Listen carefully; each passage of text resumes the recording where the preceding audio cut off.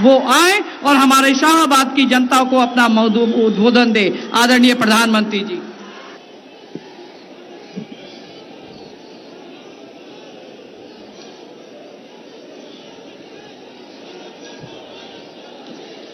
भारत माता की,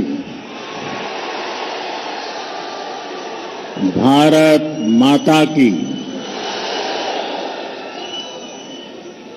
बिहार के स्वाभिमानी और मेहनती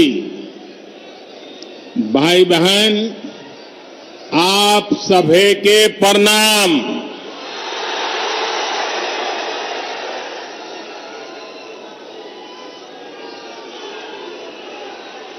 अन्नदाता, मेहनतकश किसान भाई लोग के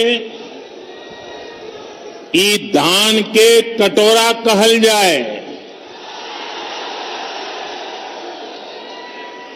गौरवशाली धरती के हम नमन करतानी।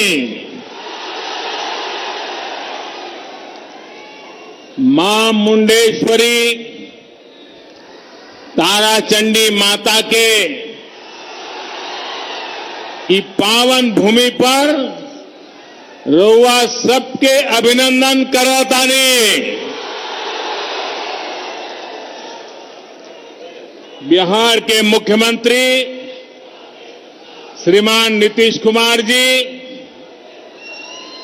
केंद्रीय मंत्रिमंडल के मेरे साथी आर.के. सिंह जी,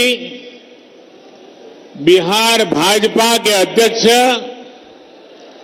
डॉक्टर संजय जायसवाल जी, वीआईपी पार्टी के अध्यक्ष भाई मुकेश साहनी जी, भाजपा सांसद भाई छेदी पासवान जी और मेरे प्यारे भाई और बहनों, साथियों, हाल ही में बिहार ने अपने 2 सपूतों को खोया है, जिन्होंने यहां के लोगों को दशकों तक सेवा की है। मेरे करीबी मित्र, गरीबों दलितों के लिए अपना जीवन समर्पित करने वाले और आखिरी समय तक, आखिरी सांस तक मेरे साथ रहने वाले रामविलास पासवान जी, उन्हें मैं अपनी श्रद्धांजलि अर्पित करता हूं। उसी प्रकार से बाबू रघुवंश प्रसाद सिंह जी ने भी गरीबों के उत्थान के लिए निरंतर काम किया। वो भी अब हमारे बीच नहीं है। मैं उन्हें भी अपनी आदरपूर्वक श्रद्धांजलि अर्पित करता हूं। साथियों, आज रोहतास के साथ साथ आसपास के अन्य जिलों के साथी भी यहां आए हैं। तकनीक के माध्यम से भी काफी साथी और एनडीए के उम्मीदवार हमारे साथ जुड़े हैं। मैं आप सभी का अभिनंदन करता हूं। भाइयों और बहनों, सबसे पहले तो मैं बिहार के लोगों को बधाई देना चाहता हूं। बधाई इस बात के लिए कि बिहार के लोग इतनी बड़ी आपदा का डटकर मुकाबला कर रहे हैं। कोरोना महामारी से बचने के लिए तेजी से जो फैसले लिए गए हैं, जिस तरह बिहार के लोगों ने काम किया, नीतीश जी के नेतृत्व में एनडीए सरकार ने काम किया, उसके नतीजे आज दिख रहे हैं। दुनिया के बड़े बड़े अमीर देशों की हालत किसी से भी छिपी नहीं है। अगर बिहार में तेजी से काम न हुआ होता तो ये महामारी न जाने कितने साथियों की, हमारे परिवारजनों की जान ले लेती। कितना बड़ा हाहाकार मचता, इसकी कोई कल्पना भी नहीं कर सकता। लेकिन आज बिहार कोरोना का मुकाबला करते हुए सारी सावधानियों के साथ लोकतंत्र का पर्व मना रहा है। साथियों, मैंने बिहार के बहुत से लोगों के साथ करीब से काम किया है, उनसे बहुत कुछ सीखा भी है। एक बात जो बिहार के लोगों में बहुत अच्छी होती है वो है उनकी स्पष्टता। कभी बिहार के लोग कंफ्यूजन में नहीं रहते, किसी भ्रम में नहीं रहते। मैं और एक बधाई भी देना चाहता हूं बिहार के लोगों को। ये बधाई इसलिए देना चाहता हूं क्योंकि चुनाव के इतने दिन पहले ही उन्होंने अपना स्पष्ट संदेश सुना दिया है। जितने सर्वे हो रहे हैं, जितनी रिपोर्ट आ रही है, सब में यही आ रहा है, बिहार में फिर एक बार एनडीए सरकार बनने जा रही है।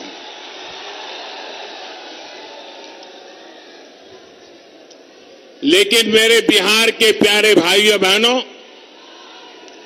हर चुनाव में ऐसा भी होता है जब कुछ लोग भ्रम फैलाने के लिए एक दो चेहरों को अचानक बड़ा दिखाने लग जाते हैं।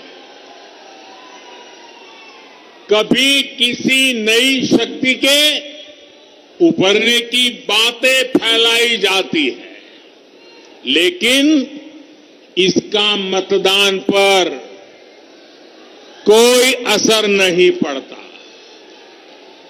बिहार का मतदाता तो इतना समझदार है कि वो भ्रम फैलाने वालों की हर कोशिश को खुद ही नाकाम कर रहा है।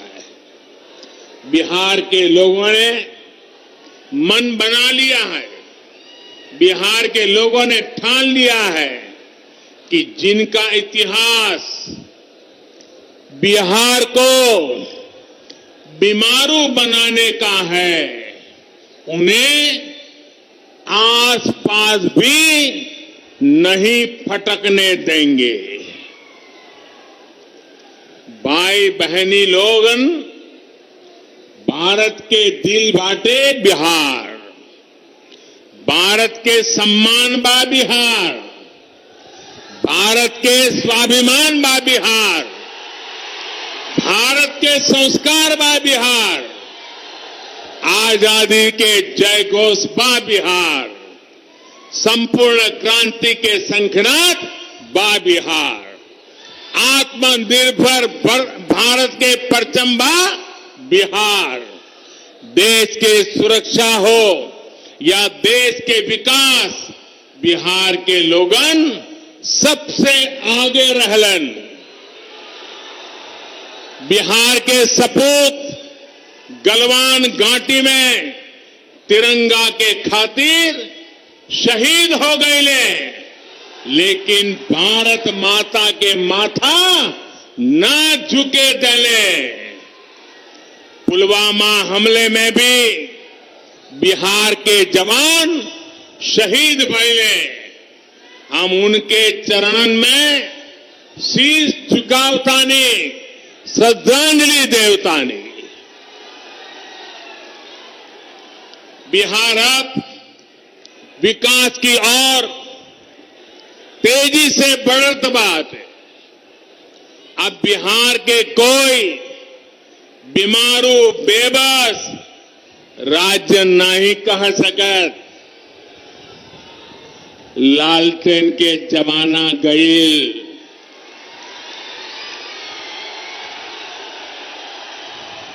पिछले 6 सालन में बिजली के खपत 3 गुना बढ़ गईल बाटे।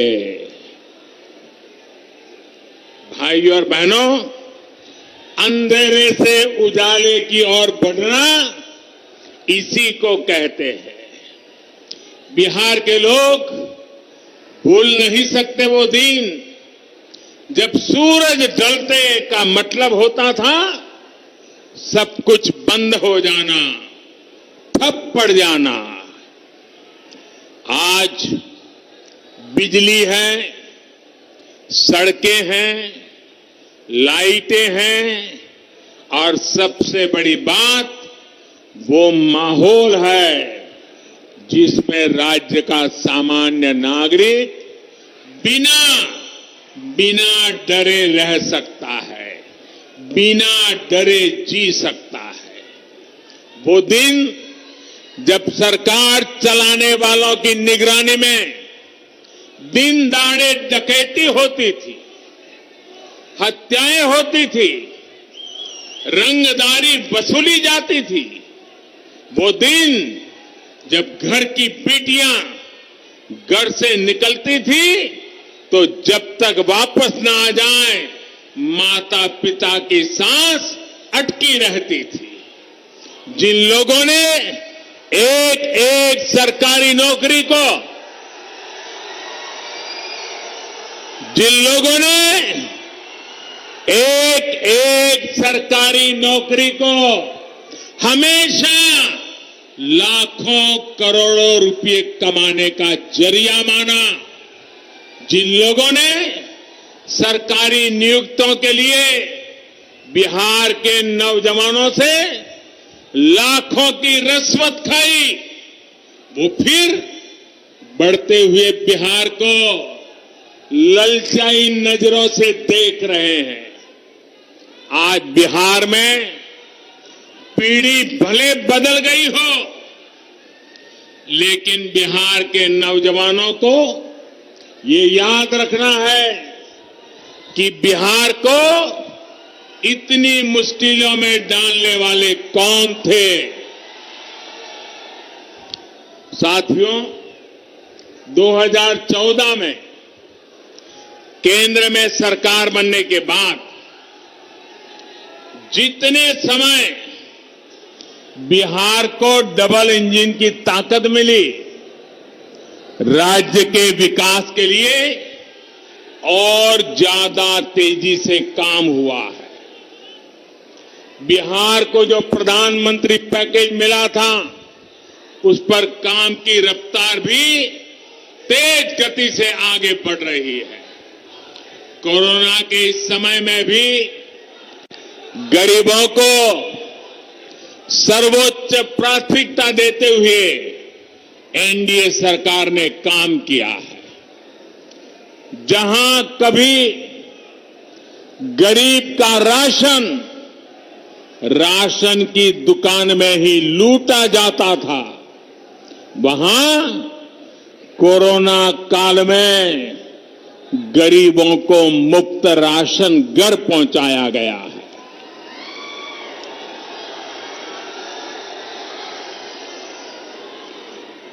गरीब भूखा न सोए, त्योहार ठीक से मना सके, दिवाली और छठ पूजा ठीक से मना सके, इसके लिए मुफ्त अनाज की व्यवस्था भी की गई है।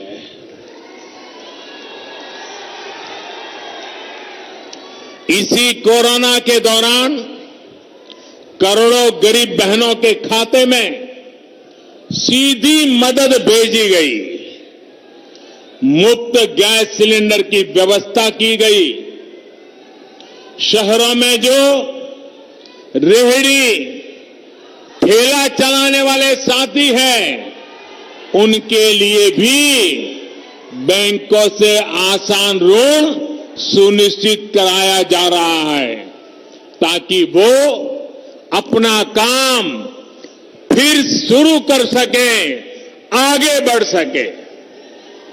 साथियों, देश जहां संकट का समाधान करते हुए आगे बढ़ रहा है, ये लोग देश के हर संकल्प के सामने रोड़ा बनकर खड़े हैं। देश ने किसानों को बिचौलियों और दलालों से मुक्ति दिलाने का फैसला लिया तो ये बिचौलियों और दलालों के पक्ष में खुलकर मैदान में है। मंडी और एमएसपी का तो बहाना है, असल में दलालों और बिचौलियों को बचाना है। याद कीजिए, लोकसभा चुनाव से पहले जब किसानों के बैंक खाते में सीधे पैसे देने का काम शुरू हुआ था, तब इन्होंने कैसे कैसे भ्रम फैलाया था। जब देश की रक्षा के लिए राफेल विमानों को खरीदा गया, तब भी ये बिचौलियों और दलालों की भाषा बोल रहे थे। साथियों, आज देश की जनता, देश के किसान, देश के नौजवान देख रहे हैं कि इन लोगों के लिए देश हित नहीं, दलालों का हित ज्यादा महत्वपूर्ण है।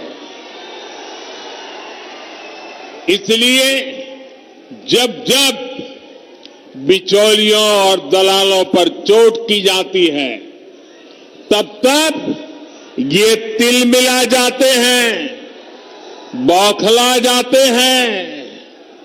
आज हालत ये हो गई है कि ये लोग भारत को कमजोर करने की साजिश रच रहे लोगों का साथ देने से भी नहीं हिचकिचाते। आप मुझे बताइए, जम्मू कश्मीर से आर्टिकल 370 हटने का इंतजार देश बरसों से कर रहा था या नहीं? ये फैसला हमने लिया, एनडीए की सरकार ने लिया, लेकिन आज ये लोग इस फैसले को पलटने की बात कर रहे हैं।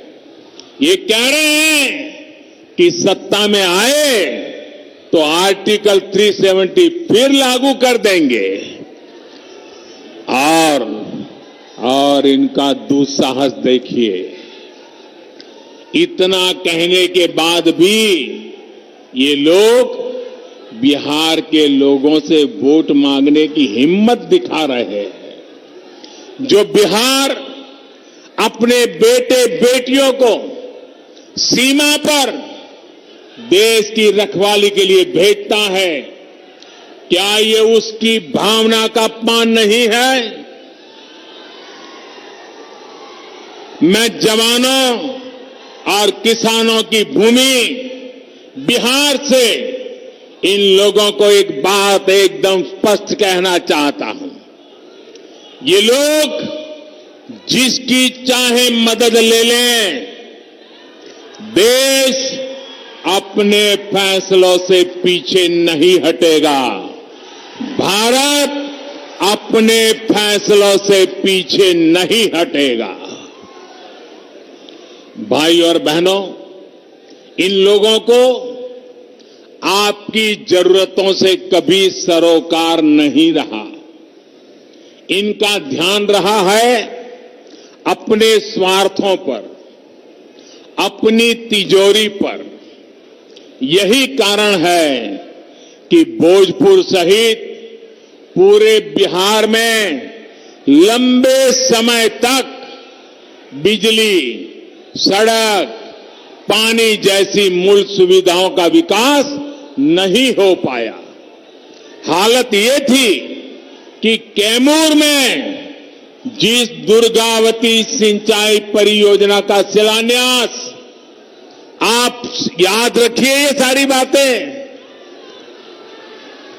कैमूर में जिस दुर्गावती सिंचाई परियोजना का शिलान्यास बाबू जगजीवन राम जी ने 70 के दशक में किया था, 70 के दशक में, वो इतने वर्षों में भी पूरी नहीं हुई थी। इस काम को एनडीए सरकार ही पूरा कर रही है। साथियों, बिहार के विकास की हर योजना को अटकाने और लटकाने वाले ये लोग हैं जिन्होंने अपने 15 साल के शासन में लगातार बिहार को लूटा, बिहार का मान मर्दन किया। आपने बहुत विश्वास के साथ इन्हें सत्ता सौंपी थी, लेकिन इन्होंने सत्ता को अपनी तिजोरी भरने का माध्यम बना लिया। जब बिहार के लोगों ने इन्हें सत्ता से बेदखल कर दिया, नीतीश जी को मौका दिया, तो ये बौखला गए।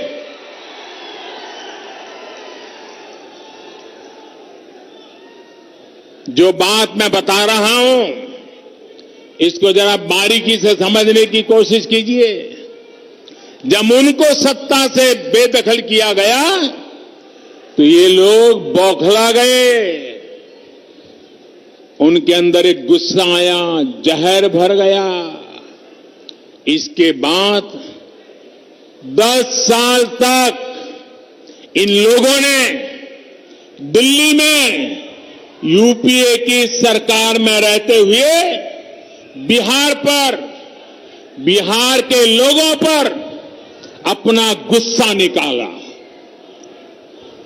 और मुझे याद है, मैं भी गुजरात का मुख्यमंत्री था, नीतीश जी बिहार के मुख्यमंत्री थे, और जब हम भारत सरकार की मीटिंगों में जाया करते थे, नीतीश जी बार बार उनको कहते थे कि आप बिहार के काम में रोड़े मत अटकाइए, बिहार के राजनीति का अखाड़ा दिल्ली को मत बनाइए। लेकिन 10 साल तक यूपीए सरकार में बैठे लोगों ने, जिसको टाइट चाबी करने के लिए बिहार के लोग पहुंचे हुए थे, वे पराजय के गुस्से में नीतीश जी को एक काम नहीं करने देते थे। 10 साल बर्बाद कर दिए नीतीश जी के। बाद में 18 महीने क्या हुआ, ये मुझे कहने की जरूरत नहीं है, आप भली भांति जानते हैं। इन 18 महीनों में परिवार ने क्या क्या किया, कैसे कैसे खेल किए, कौन सी बातें अखबारों में छाई रहती थी, कौन सी बातें टीवी वालों को भाती थी, ये बातें मुझे कहने की जरूरत नहीं है, बिहार और देश के लोगों से छिपा नहीं है। जब नीतीश जी इस खेल को बांध गए, ये समझ गए कि इन लोगों के साथ रहते हुए बिहार का भला तो छोड़िए, बिहार और 15 साल पीछे चला जाएगा, तो उन्हें सत्ता छोड़ने का फैसला लेना पड़ा।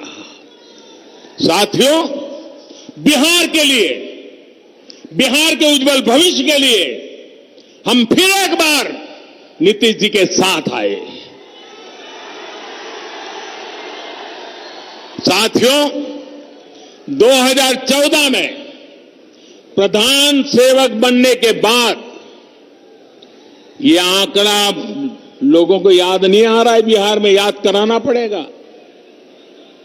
मुझे नीतीश जी के साथ कंधे से कंधा मिलाकर काम करने के लिए सिर्फ 3-4 साल का ही मौका मिला है।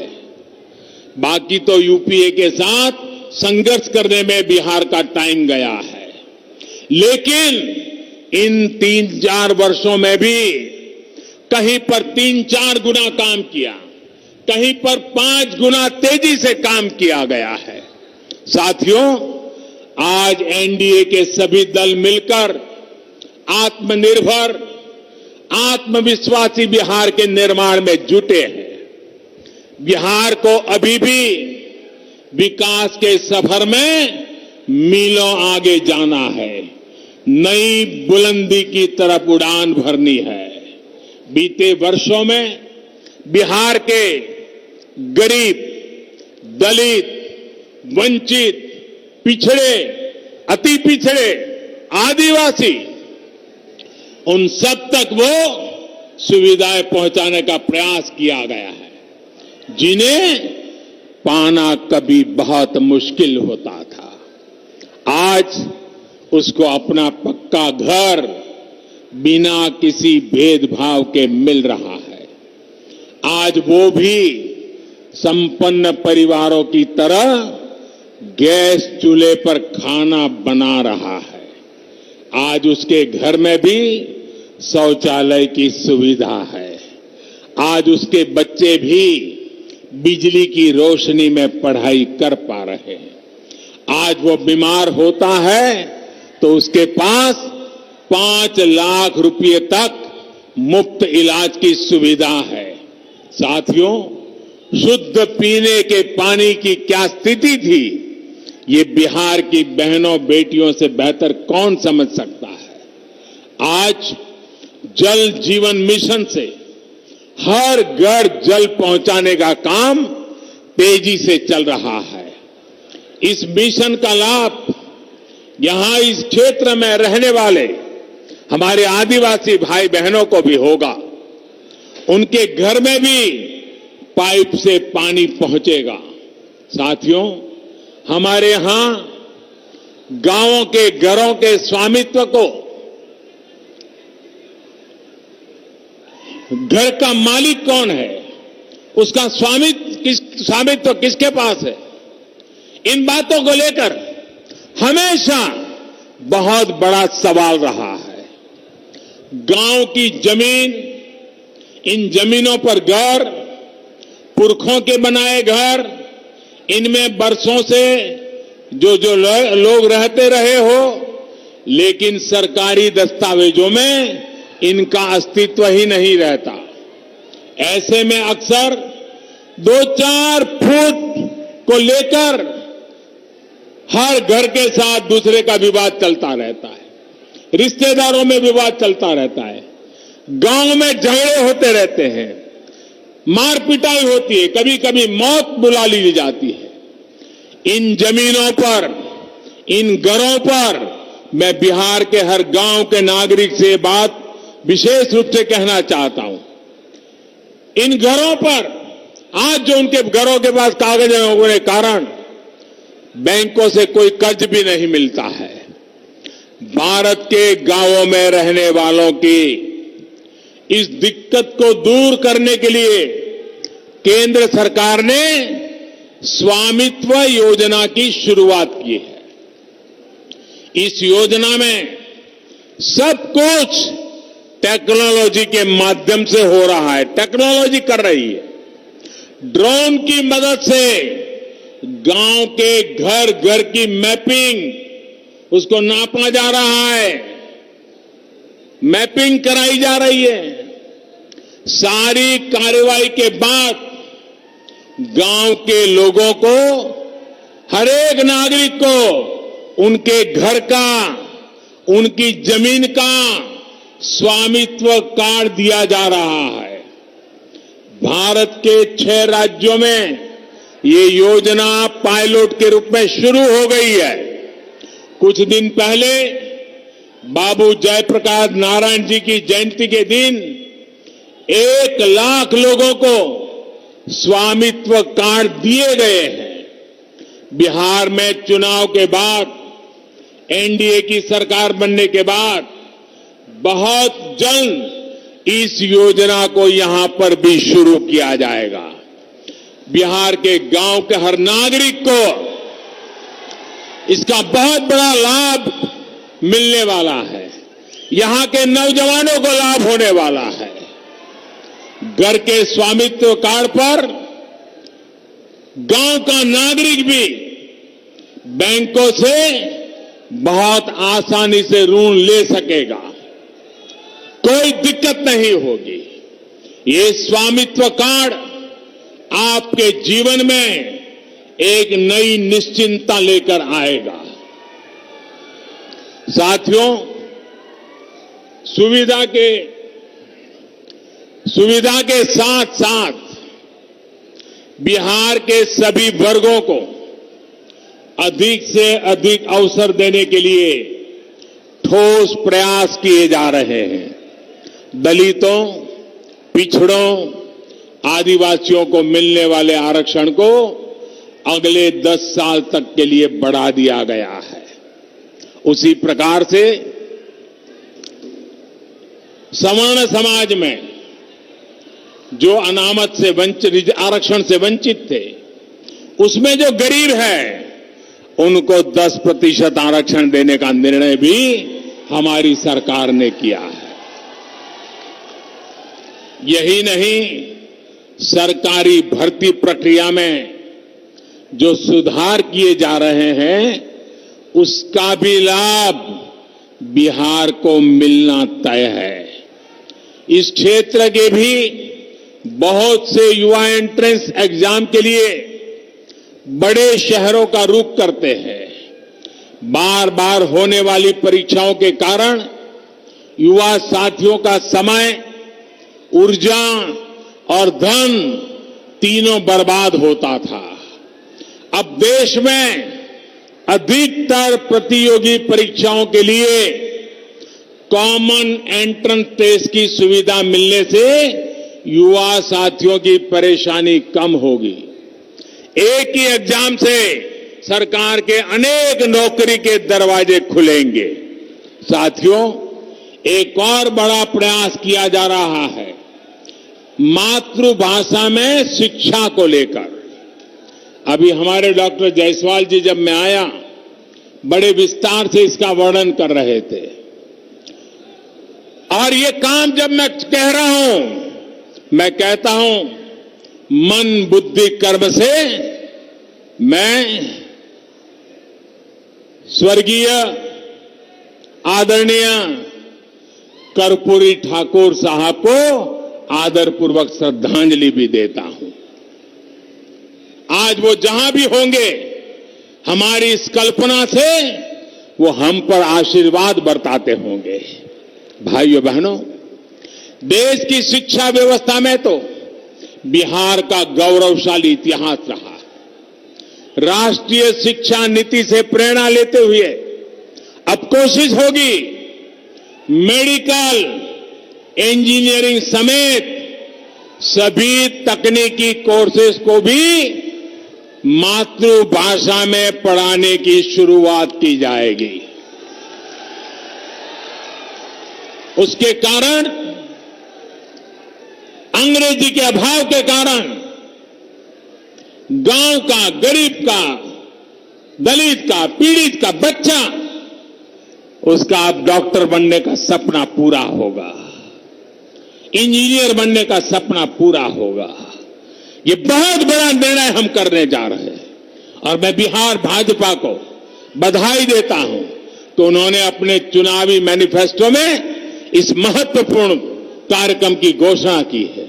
साथियों, बिहार में स्वरोजगार के अवसरों के लिए भी निरंतर प्रयास किया जा रहा है। आज मुद्रा योजना से गरीबों को, महिलाओं को, युवा उद्यमियों को, दुकानदारों को बिना गारंटी का ऋण मिल रहा है। गांवों में जो उद्यमी दीदियां के समूह हैं, उनको भी बैंकों से मिलने वाली सुविधा अब बढ़ाई गई है।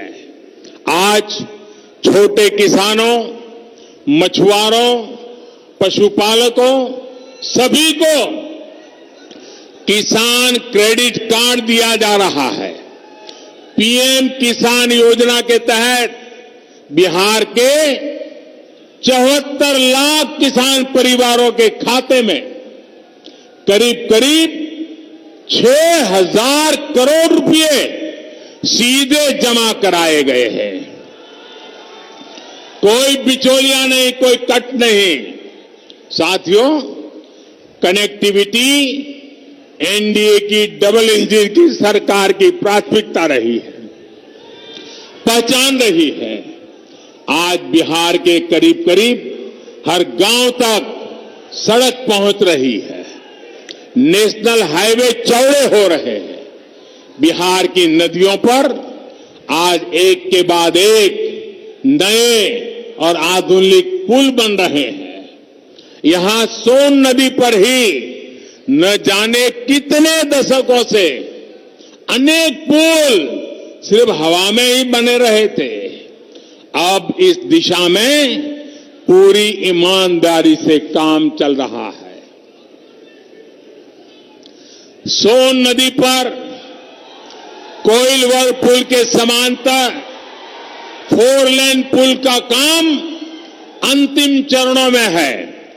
बिहार को झारखंड से कनेक्ट करने के लिए भी सोन नदी पर पुल बनाया जा रहा है। इस क्षेत्र में भी और विशेषकर नक्सल प्रभावित क्षेत्रों में हजारों करोड़ रुपए खर्च करके लंबी सड़कों और दर्जनों पुलों के निर्माण पर काम चल रहा है। रेल लाइनों का बिजलीकरण और रेलवे स्टेशनों का सुंदरीकरण तेजी से चल रहा है। सासाराम सहित अनेक शहरों में बाईपास भी बन रहे हैं। कनेक्टिविटी के साथ साथ बक्सर के चौसा में 10,000 करोड़ रुपए की लागत से बनने वाले पावर प्रोजेक्ट पर भी काम शुरू हो रहा है। साथियों, कनेक्टिविटी सुधारने का बहुत बड़ा लाभ यहां के किसानों, नौजवानों, उद्यमियों, व्यापारियों, कारोबारियों को मिलेगा। इस क्षेत्र में आत्मनिर्भर होने की बहुत बड़ी क्षमता है। कैमूर का सोनाचूर चावल हो या आदिवासी साथियों की वन उपज हो, फल सब्जियां हो, इन सब से अब ज्यादा आय होने की संभावना बड़ी है। अब केंद्र सरकार गांवों में भंडारण और दूसरी सुविधाएं बनाने के लिए लाखों करोड़ रुपए खर्च करने जा रही है। इससे इस क्षेत्र में भी फूड पार्क जैसी सुविधाएं विकसित होंगी। हाल में कृषि क्षेत्र से जुड़े जितने भी सुधार किए गए हैं, उनका लक्ष्य ये भी है कि गांव के पास ही ज्यादा से ज्यादा कृषि से जुड़े उद्योग लगे। भाइयों और बहनों, आत्मनिर्भरता के संकल्प को मजबूत करने के लिए फिर नीतीश जी की अगुवाई में सरकार बनाना जरूरी है। बिहार में भाजपा, जेडीयू, हम पार्टी और वीआईपी के गठबंधन यानी एनडीए की सरकार जरूरी है। बिहार को आत्मनिर्भर बनाने के लिए, देश को आत्मनिर्भर बनाने के लिए एनडीए की जीत जरूरी है। मुझे खुशी है कि बूथ लेवल पर भी एनडीए के सभी कार्यकर्ता, सभी राजनीतिक दलों के घटक दलों के साथी एकजुट होकर के पूरी ताकत से जुटे हुए हैं, एक दूसरे के साथी बने हुए हैं। इस बार तो मैं देख रहा हूं कि मतदाता, बिहार की महिलाएं, बहनें, बेटियां एनडीए को जिताने के लिए पूरी ताकत झोंक रही है। जो भी एनडीए का है, उसकी जीत के लिए ये साझा संकल्प सभी की बहुत बड़ी ताकत है।